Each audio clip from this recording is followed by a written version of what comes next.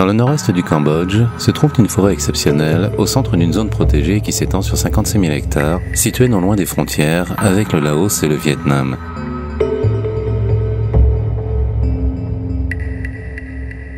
Cette nature hors du commun est menacée par le trafic d'animaux et de bois précieux. En raison de la demande extérieure, le commerce illicite d'animaux sauvages est encore monnaie courante. Il y a une vingtaine d'années, bon nombre d'espèces de la région vivaient en harmonie. Elles sont aujourd'hui pratiquement toutes menacées.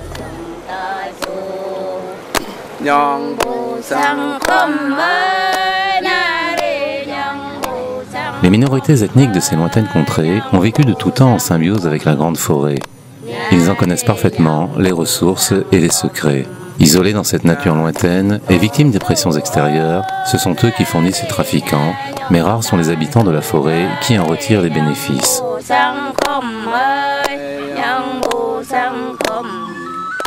L'équipe de Man and Nature s'est rendue dans cette région du Nord, dans la province du Ratanakiri. Une équipe toujours guidée par sa vocation à travailler dans le but de rendre aux minorités les ressources qui leur permettent de vivre en harmonie.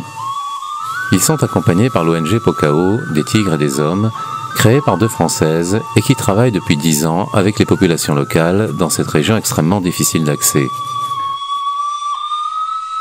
Ce jeune homme qui s'enfonce dans la forêt habite l'un des villages soutenus par Pocao. Son lieu de travail n'est ni une rizière, ni un champ, ni une ferme. Il s'agit de la forêt, d'un arbre, sa forêt et son arbre. Il vient collecter la résine du Dipterocarpus, un arbre abondant sur ces plateaux forestiers et dont l'exploitation fait appel à des techniques bien particulières, peu familières aux Occidentaux.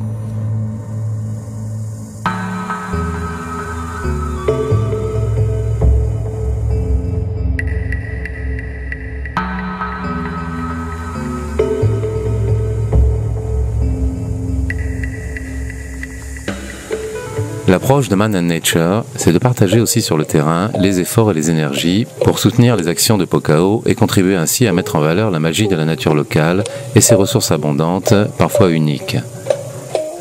Chantal est une jeune biochimiste de Madagascar, venue spécialement accompagner les équipes de Man and Nature et Pocao à la découverte de cette fameuse résine. C'est elle qui référencera les échantillons, les analysera et suggérera des méthodes de collecte, voire de transformation pour une utilisation plus équitable de la précieuse résine, actuellement vendue en vrac avec quasiment aucune valeur ajoutée. Le Dipterocarpus du Cambodge produit une résine aux senteurs balsamiques qui a de multiples usages dans le sud-est asiatique, en particulier pour la fabrication de vernis et de colle naturels. Cette résine possède aussi des principes actifs utilisés dans l'industrie cosmétique. D'autres plantes, possédant souvent des vertus médicinales, existent dans la forêt cambodgienne et en particulier dans cette zone de biodiversité exceptionnelle. Le potentiel de ces plantes auxquelles les populations attribuent des pouvoirs magiques ne pourra être mis en valeur de façon efficace qu'avec un respect profond pour l'homme et pour la nature qui l'entoure.